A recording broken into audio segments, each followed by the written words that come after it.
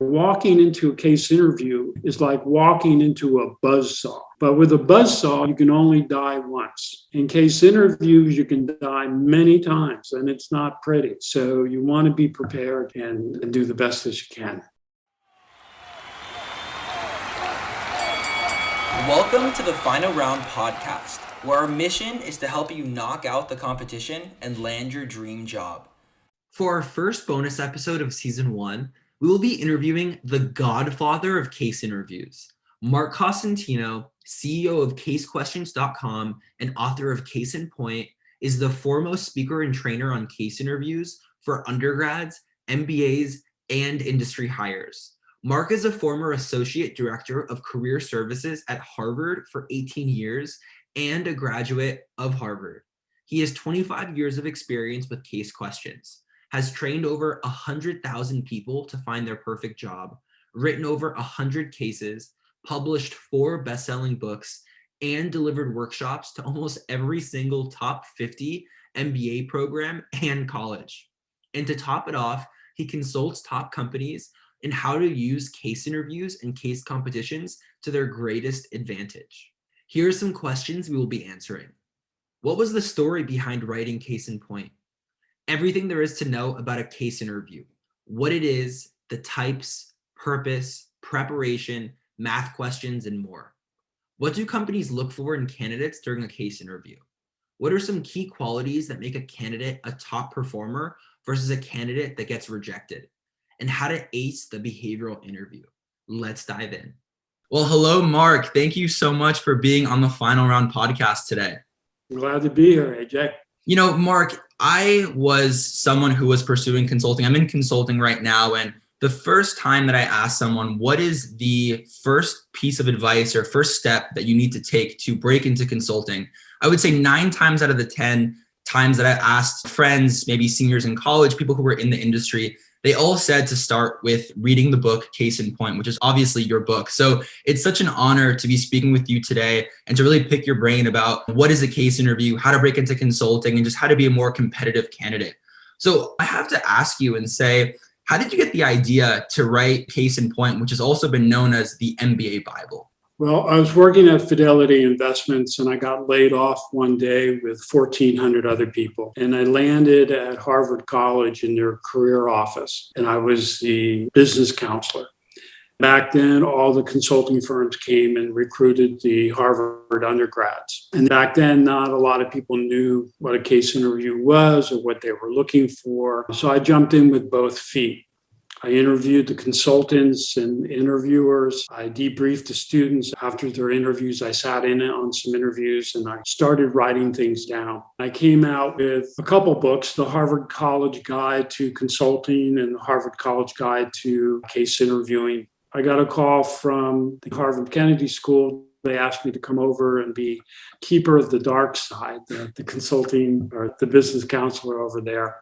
I said, I'll come over if I can write a book and do workshops. And they said, we don't care what you do. So I went over and I wrote Case in Point within 5 weeks while working full time, because this is all I talked about was case interviewing. I was the only person on all of Harvard's campuses that knew anything at all about case interviews. So I saw people from the business school. I saw PhDs, MDs, masters of other disciplines, undergrads, and so they all somehow found their way onto my schedule. I started writing things down and came out with the book, and it seemed to work out pretty well. Well, that's such a remarkable story, especially for any aspiring authors out there. Don't be fooled that it usually doesn't take, and I think you said 5 weeks, correct, to write a book. I mean, that is extremely fast, but obviously it seems like you saw there was a need for it and you were more inclined to write that book going through all these different interviews. So what were some key takeaways after interviewing recruiters at consulting companies, after interviewing candidates, people in the career center? What was it that was missing in the market when you were writing this book? Well, the book itself, at that point, there was only one other book. It was called Ace Your Case by Wet Feet Press. And actually, the people from Wet Feet Press came and asked me to help them write the book. So I gave them some information, and then that's when it kind of dawned on me, I should be writing my own book. which I did, but I waited until I moved over to the Kennedy School to do that. And we'll obviously get into the very detailed aspects of a case interview. But before we specifically dive in, I understand that every so often, maybe every few months or few years, there's a new version of Case in Point. I'm assuming that's because there are updates to the case interview process. I mean, for instance, and everyone else listening out there, what most consulting companies have been doing during COVID is they actually have a case where you're not getting cased by a live interviewer, but it's actually through artificial intelligence. So would you say every new version is talking about the updates in the industry through the case interview process? I do. So I come out with a new book probably every 3 years or so because things change. There's a lot of prep material out there and the interviewers want to challenge and come up with new ways to test how you think. I don't want to throw any shade on a competitor, but Victor Chang's book is 10 years old. And a lot has changed in 10 years. And I want relevant cases. When I write the case, I try to not only write it, I try to craft a case and have lessons built in. In a way, cases used to be harder than they are now. One example of that is that they constantly used to say, let me tell you why you're wrong. So when you gave an answer, they'd look you in the eye and say, let me tell you why you're wrong. And what they're looking to do is to see if you can defend your answer without getting defensive, make a persuasive argument while keeping your confidence level high. Because as a consultant, you know, when you talk to clients, they're not always happy with the message you're delivering. And sometimes they're in your face and down your throat. And we want to make sure that you can defend your answer and persuade them over to your side. And that's a very important part of consulting and persuasion. So I'd like to keep things up to date. And I think those changes are the main reason why people talk about your book being the first stepping stone to break into consulting. And it's because of those updated versions and talking about the new changes in the industry. And I think you said earlier when I asked you about your story about writing this book, you didn't just write Case in Point during your time at Harvard, right? I think you wrote the Harvard College Guide to Case Questions, the Harvard College Guide to Investment Banking, and the Harvard College Guide to Consulting. So obviously, you know how to break into these competitive industries. What would you say is the biggest takeaway that you can share with our audience to help them break into competitive industries like consulting or even investment banking? Okay, so there's a number of things. In the end, it's all about storytelling. On the personal side, you need to let them know who you are and what makes you tick. And in the case, it's all data-driven storytelling. So I would do a couple things. I would want to make sure that they know who you are and why you want to get in. Both those industries are highly competitive industries. And when I was at Harvard working in career services, everyone wanted to either go into investment banking or consulting. You're going to be surrounded by brilliant people. The learning curve never ends. Also, they're looking for you to be able to articulate why their firm over other firms, understanding their firm values and make sure that they align with your own values. We're going to be working together. We're going to be traveling together. We're going to be eating all our meals together. And we want to make sure that we get along and we like each other's companies. So that's important. And then networking your way in. When I was at Harvard, there used to be 600 students going for 75 first interview slots. So oftentimes it was harder to get the first round interview than it was to get the job. So networking your way in, looking at people who maybe graduated before you did and are now working in those firms. They can't get you the job, but they can speak up for you and get you on that interview list. And then finally, preparing for the case interview. Walking into a case interview is like walking into a buzzsaw. But with a buzzsaw, you can only die once. In case interviews, you can die many times, and it's not pretty. So you want to be prepared and do the best that you can. And I think the first point that you said about storytelling is a big theme that has risen from a lot of the guests that we've had, a lot of the recruiters that we've had on the podcast, because storytelling is a main way to articulate why your story fits in with the firm. But I wanted to ask you, because from afar, I think a lot of the consulting firms look very similar. So how do you answer that why blank firm differently for each company that you interview for? I mean, are there really that many differences to what these companies are doing? You're going to get me in trouble here. In my mind, no, they're not. They all go after the same people. It really breaks down to the people that you're going to be working with. I don't care how prestigious the name of the firm is. If you don't like the people you're working with, then life's going to be miserable. So when you're making your decisions at the end, it's really about the people that you're going to be spending every day with. And you said that investment banking and consulting firms are looking for the same candidate. So what would you say are some key traits or some qualities of the ideal candidate that they are looking for? I saw that they all went after smart, articulate people who have a good sense of humor, good sense of value, fun to be around, but can get serious when need, good quantitative skills, good interpersonal skills, done well in school. I had leadership positions, and particularly leadership positions on campus, because when you're running an organization on campus, you can't fire someone, you can't dock them pay. You have to persuade them to follow you. You can't use the carrot and stick. And that's hard to do, particularly with college age students and MBA students. They give a lot of weight to people who are in leadership positions within student organizations. And I'm so glad you brought up involvement. And it's not just about being a member in multiple organizations and being quote unquote involved, but it's about being a leader in a few organizations and really rising to the top and leading others and making a change and positively impacting people on campus. Because that's a big theme that we talk about on the podcast. And that those are the things that resonate with recruiters, with hiring managers. Those are the things that get you jobs. And I want to shift gears. And I think everyone wants to learn more about case interviews and your interpretation of the case interview. I read somewhere that you were the godfather of the case interview because you were almost the first one that really pioneered what it is and how to actually beat the case interview. So in your own words, what is a case interview? So basically, a case interview is a business problem. There's no right or wrong answer. We just want to see how you think, what goes through your mind. We want to look at your confidence level, your communication skills, and also your creativity. Now, structure of thought is the most important one. It's the last one. It's the creativity that's going to separate you from everyone else. So if I give 5 people the same case and they all give me the same answer, how am I supposed to pick one over the other? But if someone comes up with a creative solution, then that's going to catch my attention. So creativity is very important. And I get a lot of students that say, I'm not very creative. What do I do? And it's a hard thing to teach. There are a couple things you can do. One is you can read the McKinsey Quarterly. It's cutting edge stuff written by practitioners. There's a lot of great creative ideas in there. When you read through that and you say to yourself, I would have never thought of that, write it down. And now it becomes your idea and not McKinsey's idea. Also, you can borrow from one case and apply it to another case. I would read as many cases as you can and then write down some thoughts. It turns into an archive in the back of your mind, and you can often draw from one case and apply it to another case.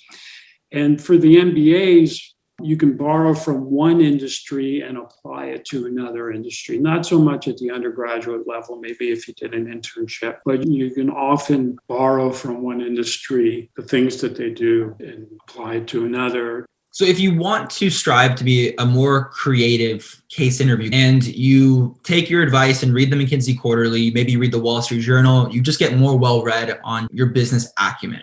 How do you really differentiate your response in a case interview if it's pretty structured case, like a profitability, profit and loss case? Because I know that case interviews teach you these frameworks. And obviously frameworks are important to be structured, but how do you walk that fine line between being structured, but not being over-structured and still being creative? So yes, you're going to get a lot of cases that are profit and loss. By far, that's the most common case that you'll get, but you'll also get entering a new market. You'll get pricing, you'll get growth, but you'll also get a lot of cases that don't fit into any of those categories. And this is where you're going to have to handcraft the structure. There are 1 or 2 structures that I want to say are carved in sand, but for the rest of the cases, you really have to handcraft those structures. And one of the biggest mistakes candidates make is that they use these prefabricated structures to answer all cases. They try to jam them into every case. To me, that's the kiss of death when people do that, and it really doesn't make any sense at all for them to do it. Another major mistake that people make is that they hedge their answer because they're afraid if they come up with the wrong answer, they're not going to get the job. One of the worst things you can do is hedge your answer. Again, in most of these cases, there is no right answer. They just want to know what you're thinking, so you need to pick one and be able to defend it. But the other thing to keep in mind with the consulting interviews, you don't know the industry, you don't know the company, and you don't know the problem. You need to be ready for just about anything going in. And it's not just consulting firms that give these cases. If you're interested in marketing, strategic planning, operations, logistics, finance, private equity, investment banking, even nonprofits and government agencies are starting to give cases now. So it's a good skill to have. You never know when you're going to get one. But one of the things that you want to develop, and I can tell you that the best case interviewers develop this. It's what we call field presence. It's being able to look at the big picture. And I can give you a perfect example. So I gave this case, and the case was your client is an online toy store. They have one warehouse outside of Boston, and they've hired us to determine whether or not they should close that warehouse and have a third party distribute their toys. Simple, straightforward case. Over the years, I must have given that case 100 times. Only one person said to me, after hearing that initial prompt, he said, we're talking about a toy store. They do what, 75% of their business in the last 3 months of the year? That means for 9 months out of the year, that warehouse is going to sit 3/4 empty. They either need to bring seasonal balance to that warehouse or shut it down.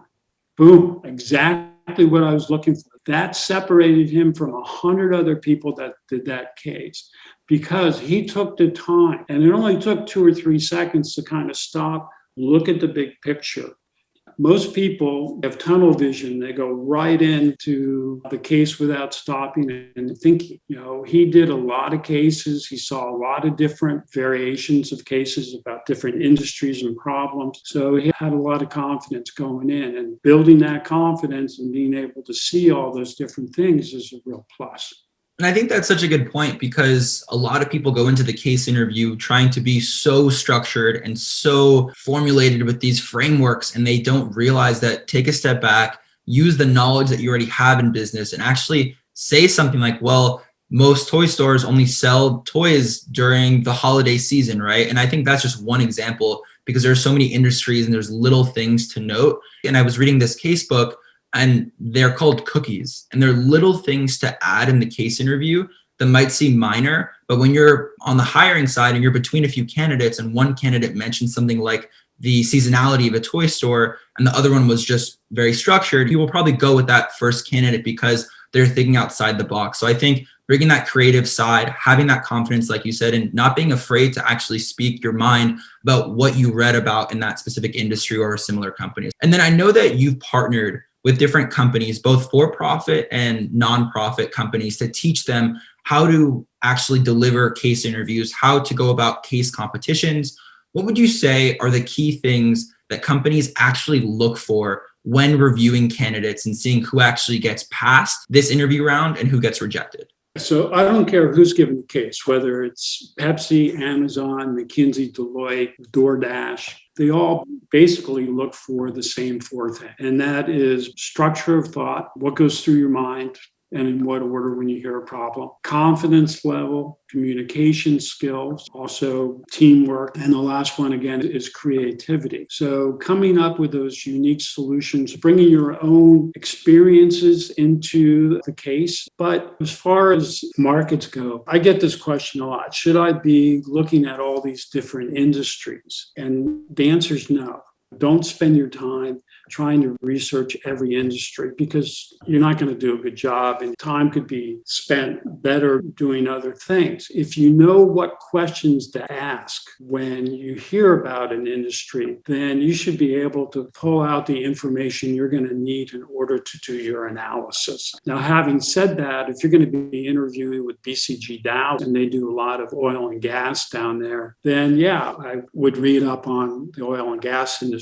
But it's a double-edged sword because if you throw out some industry jargon and you get it wrong, then that's pretty much the end of the interview. They would rather have you explain things in your own terms than trying to use industry jargon and get it wrong. Those are all such great points. And I do think, like you said, looking at the office location, right? Texas will most likely be oil and gas. New York could be marketing, could be finance. If you're looking at San Francisco, more tech, LA, media, entertainment, banking. So I think those are really important. I think also that fits into why X company, but also why X company and X location. I think those are such good points.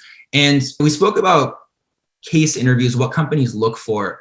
And now, what's the best way to prepare for a case interview? So let's say after you go about, of course, reading case in point, I think the next question is, would you say there's a magic number in terms of if I practice 50, 100 cases and I'm going to get that offer? Or is it more so how you feel as a candidate going through the number of cases that you specifically do?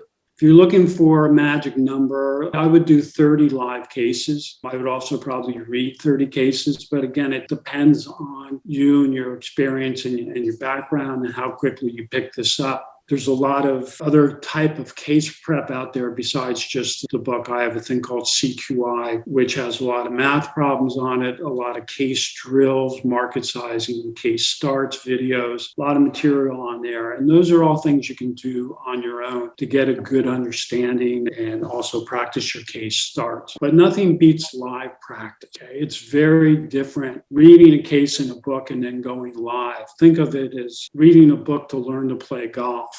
You can read about it, but until you're out there swinging away, it's a whole different story. So you want to start doing some practice cases, but you want to practice with people who know what they're doing because you don't want to develop bad habits right off the bat. And you want to be able to have them correct you and give you hints. I'm a big fan of either videotaping or audio taping yourself. When you do cases, you can go back and listen to it. No one else is going to hear it, but you can pick up a lot just by listening to yourself and making adjustments. I think you touched on two such important points there. The first one being that live case interviews beat everything else. You can read as much as you want. You could be so well read about every single business challenge, business industry. You can listen to the Final Round podcast and hear Marc talk about case interviews. You can watch YouTube videos of people casing, but there is no better practice than live case interviews. And I think the reason for that is because in every other situation, you don't have that uncertainty of what's next. So I totally agree that live case interview practice really trumps every other type of preparation on top of understanding what is a case interview after reading case in point. When you do live cases, do it with different people. Don't do it with the same person over and over again. Do cases with strangers because one, your friends are going to be too nice to you, right? You want someone who's going to be brutally honest and tell you where you're having trouble. You're not going to be interviewing with your classmates. You're going to be interviewing with strangers. So you better get used to different personalities, styles, types of questions. And that's the best way to do it, is to get a real mix and not just working with the same group of people. And I think when you feel too comfortable with someone, then you feel comfortable, and that's not the best practice because you're not going to know your interviewer. You're going to have multiple interviewers throughout the process. So like you said, trying to mix it up, going with random people you've never met is super important.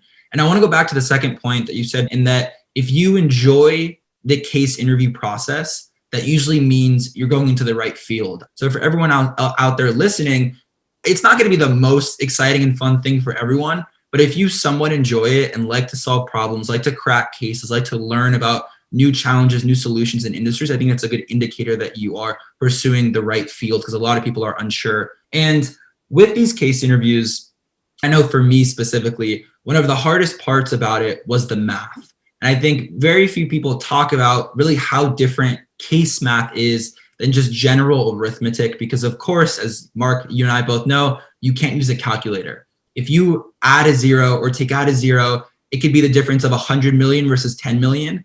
And delivering that to a client could literally be game over, and it could look really bad on yourself and the firm. So going about case math, what do you think is the best way to prepare for it?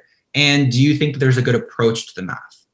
So they make you do math without a calculator for two reasons. One, to see how you think, and two, to see if you think. And as you pointed out, zeros are a lot of trouble. So if you multiply two numbers together and the answer is supposed to be 320 million, but you tell me it was 3.2 billion, and 3.2 billion doesn't make any sense at all. It's going to raise some eyebrows because it's showing me that you're not thinking before you speak. And if you do that in something that's as important as an interview, what are you going to do in front of a client? I can't trust you. If I can't trust you, I'm not going to hire you. So a good rule of thumb, whenever you get a math problem, take an extra second and ask yourself, does this number make sense? If it makes sense, then say it. If it doesn't, go back and recalculate it, because you know they're going to make you recalculate it anyway. And once you say it, you can't unring the bell. So the math that you're most likely to see are going to be percentages. And sometimes the percentages you're going to have to do on the fly, particularly in the opening prompt. If there are numbers that are related to each other, you want to quantify them as a percentage. So consultants and senior managers like to put things into perspective, which is why they always quantify related numbers as percentages, and they always ask for trends. They're looking for you to quantify related numbers as a percentage. So you should be doing that anyway. But if you're not, you should start from this day on. They want to see how you think. You're also going to use weighted averages, net present values. There's going to be multiplication and division with lots and lots and lots of zeros. Return on investment, break even, those sorts of things you should feel comfortable with. I've known a lot of people that have lost great opportunities because of the math, and they get upset with themselves when they get the math wrong, and then the whole interview kind of spirals down. If you make a mistake in math, fix it and move on. It's no big deal. When you get a math problem, you want to lay out what your formula is going to be. Then go back in and fill in the numbers. And then you're going to want to make the calculations. If you make a mistake in the calculation, the interviewer might say to you, that number seems a bit high to me, or you may want to revisit that calculation. You fix it and then you move on, no big deal. But if you sit there and do all the calculations first and come back to me and say, well, the answer is 600 million. And I say, no, it's not. We don't know where you made the mistake. So now we got to go all the way back to the beginning of the math section and work through it again, and nobody wants to do that. So lay it out, fill in the numbers, make the calculations. If you make a mistake, it's no big deal. But again, think about, does the number make sense before you say it? And I think that's one of the hardest parts, in that it's very easy to just put your head down and do the math by yourself and then just blurt out an answer. If it's correct, that's awesome. But if it's wrong, the interviewer doesn't know where you made the mistake. So one of the best pieces of advice that I received when I was casing is talk through every part of the math and explain your approach before diving into it. So they could say, wait, there's a better approach, or that's the wrong approach, to save you from that mistake. So I think being vocal during that math section, where usually you're not trained to be vocal, but in case interviews, you don't want to have 5 minutes of silence with an actual client. Same thing with an interviewer. So I think those are such important parts of the math. And obviously, Marc, you have worked with different companies on what they're looking for with case interviews. I think the number was you trained over 100,000 people, both in undergrad, in MBA, and in the industry, on top of what the general consensus is of what companies look for with these candidates. In your own words, what would you say are some key qualities that make a candidate a top performer versus a candidate that gets rejected, whether it's in the case interview or just the overall interview? There's a couple of things. One, the Pittsburgh Airport test. You could hit a home run on the case, but if you have the social skills of Homer Simpson, then you have bigger problems than finding a job. You're not going to get the job. The Pittsburgh Airport test carries a lot of weight because we're going to be spending so much time together, and I want to make sure that we get along and there's some chemistry here. Also, I need to know that you have the confidence and the communication skill, because I'm going to put you in front of a client and you're representing the firm and you're going to get challenged and you need to be able to defend your answer. I think one of the most important skills a consultant has is listening to the client and really kind of finding out what's important to them. In the book, in the first 5 steps, one of the things I tell people to do is ask, besides increasing sales or whatever the case is about, ask, are there any other objectives or goals I should be concerned with? You also want to know what constitutes success to the client. How do they measure success? You need to know that. If they say they want to increase their profits by 8%, you need to know that. And you need to figure out what 8% represents and how you're going to get there. A mistake that a lot of students make. They think the cases are about that. They're not about you. Cases are about the client. So everything you say, everything you do needs to move the case forward in the name of the client. They're also going to look to see your ability to collect and understand data. What kind of questions are you asking? Are you asking the right questions? Are you looking at data? They're going to slide you a lot of graphs that you're going to have to look at and analyze in a short period of time.